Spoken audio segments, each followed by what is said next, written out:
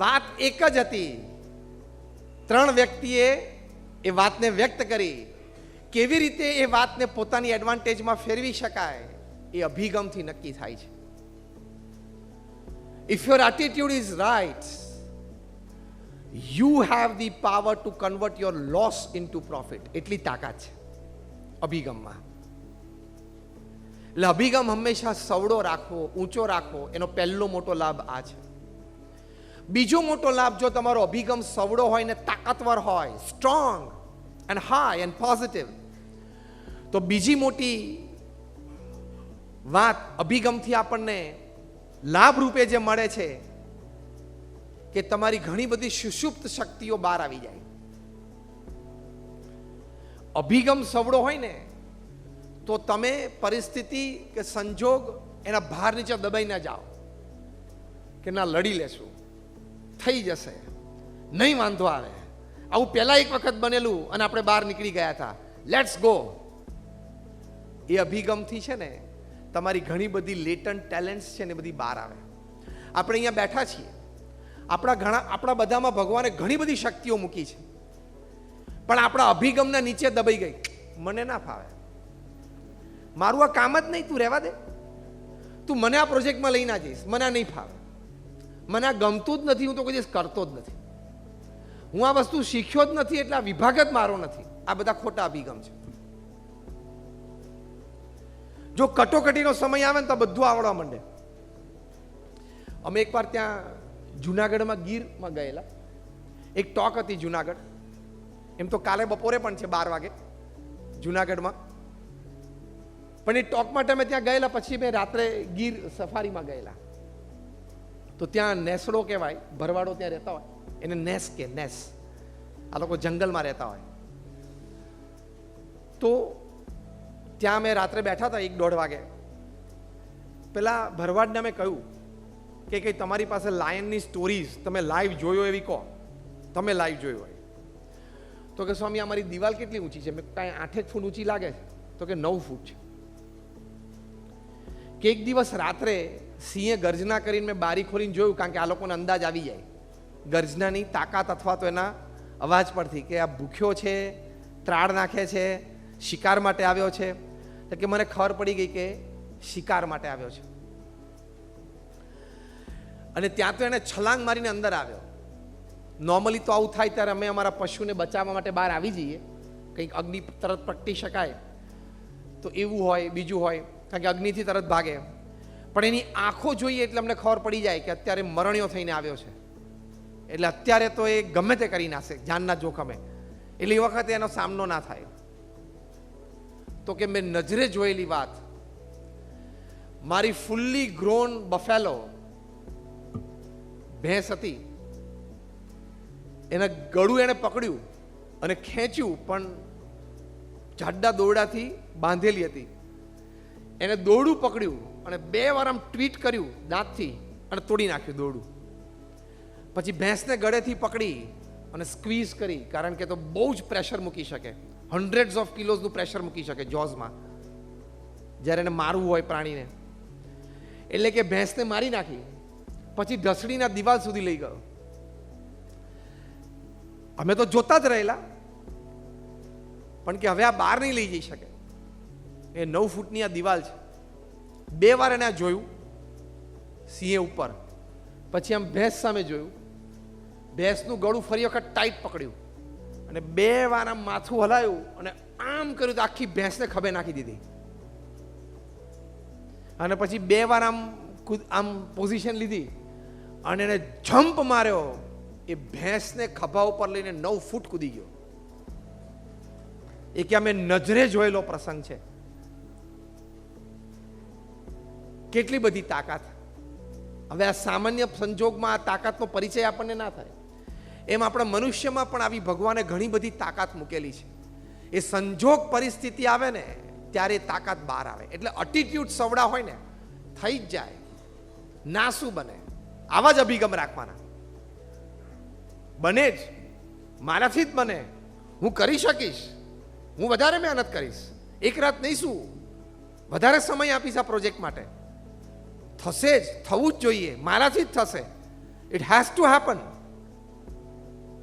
તો આવો અભિગમ તમે રાખો તો ઘણી બધી આવી શક્તિઓ વિચારના રૂપે, શારીરિક શક્તિઓ, mental energies, talents which you don't know that you possess, it comes out from you.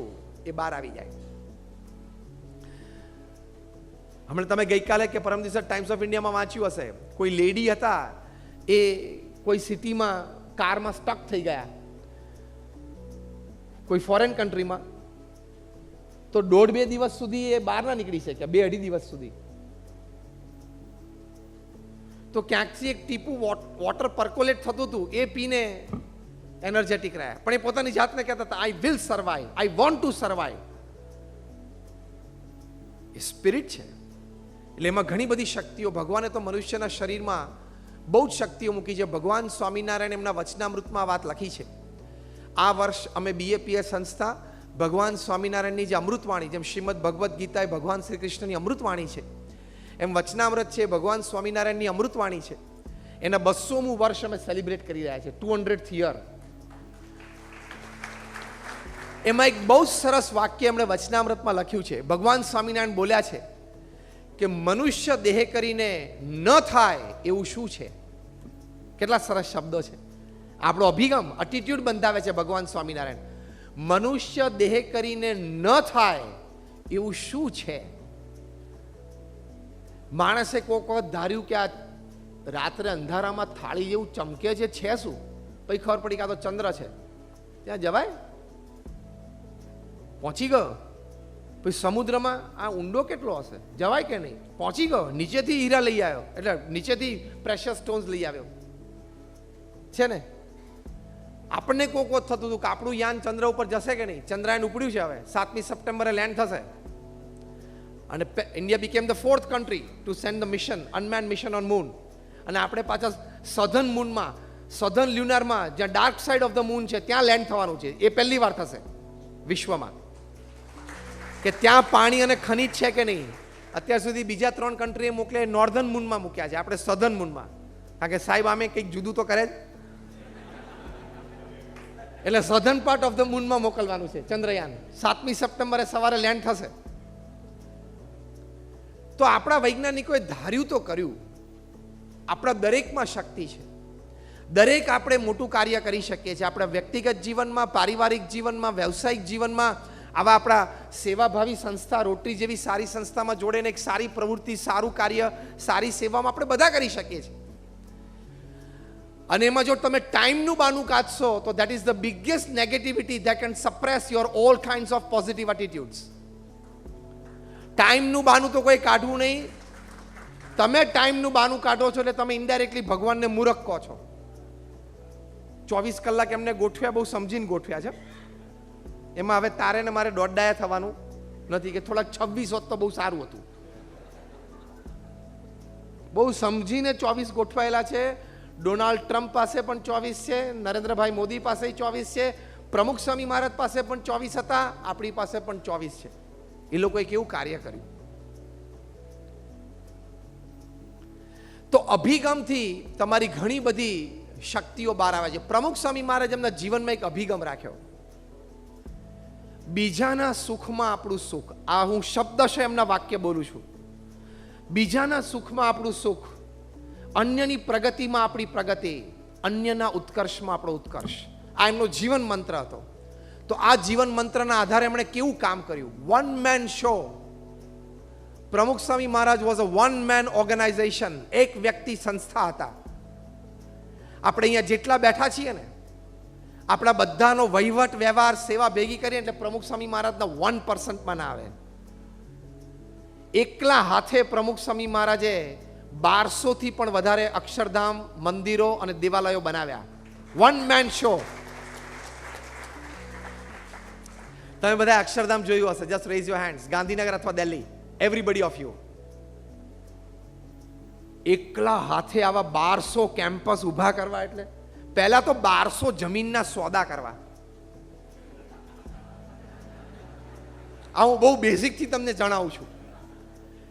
પૃથ્વી પર એક બિલ્ડર તો લઈ આવો. તમારે કાંદીવલીમાં નહીં, મુંબઈમાં.